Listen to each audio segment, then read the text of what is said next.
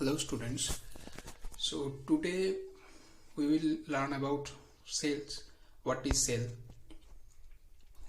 and how cell functions. That means the chapter is so lengthy chapter and we will finish it by part. So let's start. What is cell?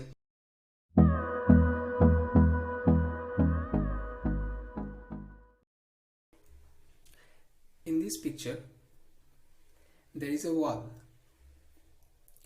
and these walls are made up of bricks. Like this, cells are also make our body parts. That means in our body or in human body there are different types of cells to perform different types of work. Now if we want to know what is the definition of cell, then the definition of cell is that the cell is a structural and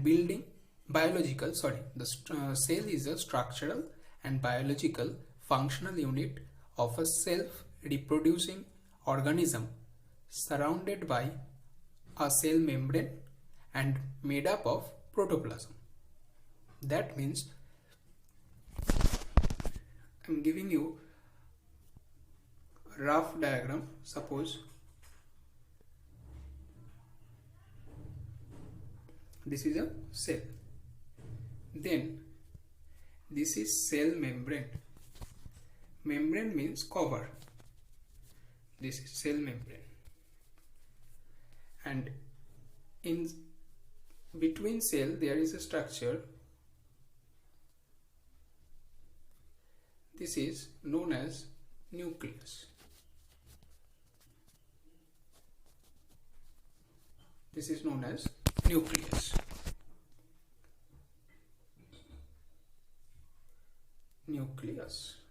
And here there is a fluid-like structure which we called protoplasm.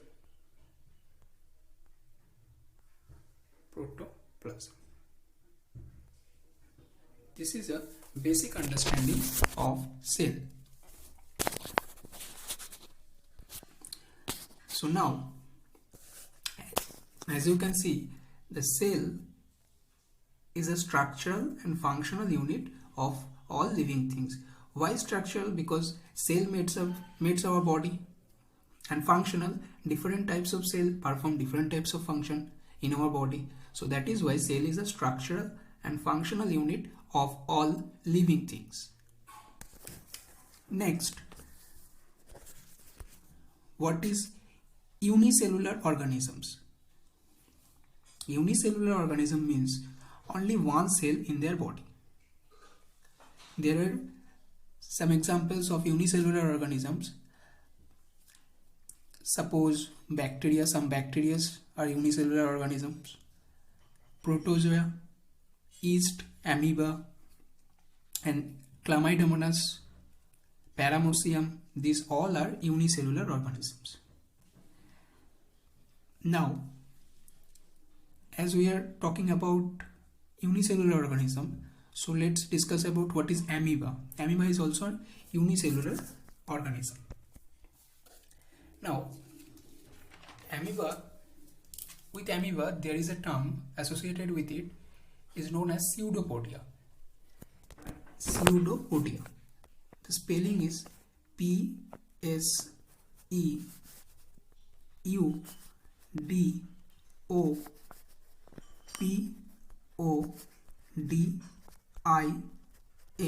Pseudopodia. Here, pseudo means false, and podia means foot. So that means false foot.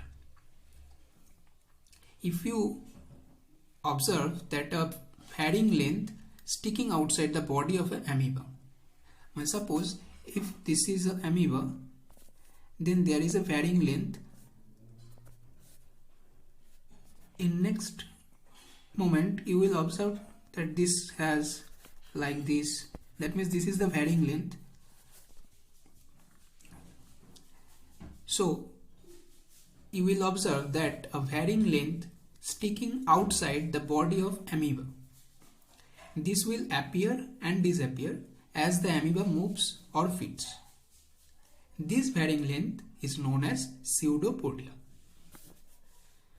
Next are multicellular organisms. So multicellular means millions of cells, or more than one cell is multicellular, 2 cell, 3 cell, or more than 2 or 3. That means millions of cells in their body. Examples is we, that means human being, are multicellular organisms. And next, some plants, that means all plants are multicellular organisms. Animals are multicellular organisms. Next we have discovery, that means who discovered cell. In 1665, Robert Hooke noticed the presence of cells in a cork slice. In 1665, Robert Hooke observed that the cells in a cork slice with the help of a primitive microscope. So it is a dead cell. We can say it is a dead cell. But in 1674, Leeuwenhoek, with an improved microscope, found the presence of living cells in the pond water. So Leeuwenhoek found living cells and Robert Hooke found non-living cells. And also in 1831, Robert Brown discovered nucleus. And in 1839, Parkinge coined the term protoplasm. And the term cell was first coined by Robert Hooke in 1665. So now there is a question, who coined the term first? Then the answer should be Robert Hooke was first. That means the cell was first coined by Robert Hooke. That means Robert Hooke was the first person who coined the term cell.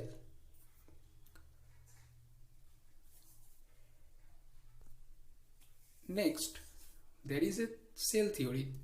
3 statements in this theory. First statement is saying that all non-living things are made up of one or more cells. That means some are unicellular and some are multicellular. Next, the cell is the basic structural and functional unit of life. This is the definition of cell. Next, third point, all cells arise from pre-existing cells by cell division. That means if there is a cell, suppose this will divide in 2 parts. This will like this, and after that we will get 2 cells from this one cell. From this one cell we get 2 cells. One is here, another is here. So this is called cell division. We will learn it in details in another part. So now these 2 statements, that means in cell theory these first 2 statements are given by 2 German scientists. One is Kilden and the second one is Squan. But the third statement, that means cell arises from pre-existing cells by cell division, this statement was given by Virchow. So here is important, what is cell theory? These are the points and this will be your answer. Next, the shape of cells. That means, what is the shape of cells?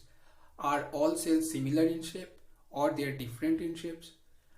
Now, cells are not same in shape. Different cells, different shapes.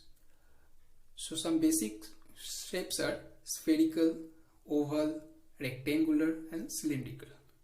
These are the shapes of cells. And there is an important point that in human, the white blood cells present in the blood are irregular in shape. In blood there are three types of cells, we know. One is RBC, then WBC and then platelets. RBC means red blood cell which has hemoglobin and gives us red color of blood, and WBC protects us, which is white blood cell, and these white blood cells present in the blood are irregular in shape. That means it changes its shapes. It has no definite shape or regular shape. It is irregular in shape. It changes its shapes. Now, in next slide, we have some cells in our human body. So here you can see this is RBC, this is epithelial cells, this is ovum cell, this is bone cell, this is smooth muscle cells, this is nerve cell and this is sperm cell. As you can see, red blood cell are spherical in shape, muscle cells are this shape is called spindle. Spindle means, as you can see, suppose I am zooming it, this is one of the cell. That means somewhere in this portion it is contracted and in this portion it is expanded. So as we all know, muscles expand and contract continuously. That is why its shapes is spindle. Now there is a nerve cell which is elongated cells. That means this is lengthy cells, because there are so many nerve cells in our body which connects to each other and send some responses. That is why nerve cells are longer cell. Even the longest cell in human body is nerve cell. So next, the size of cell.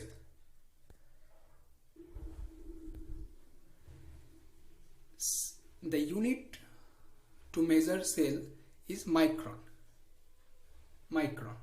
and it is written by mu. This is called mu. So unit of cell is micron. Now what is the definition of micron? That means, what is micron? What is 1 micron? 1 micron is equal to 1/1000th of a millimeter. If you have 2 micron, 2 mu, then this is 2/1000 millimeter mm. In human body, largest cell is female ovum and smallest cell is male sperm cell, which is smallest, and longest cell is nerve cell. In plants, smallest cell is duckweeds of genus Olphia. This is a flower.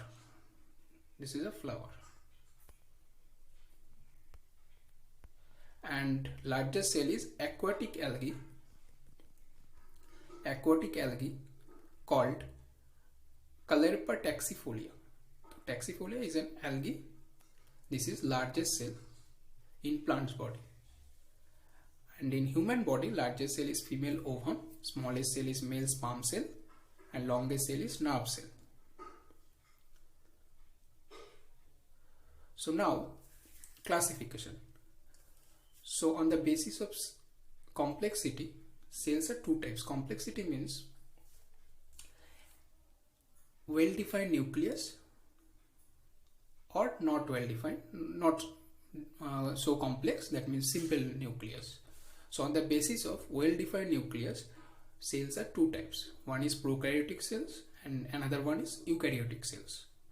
Now what does well-defined nucleus means? Nucleus has four parts in it. First part is nuclear membrane.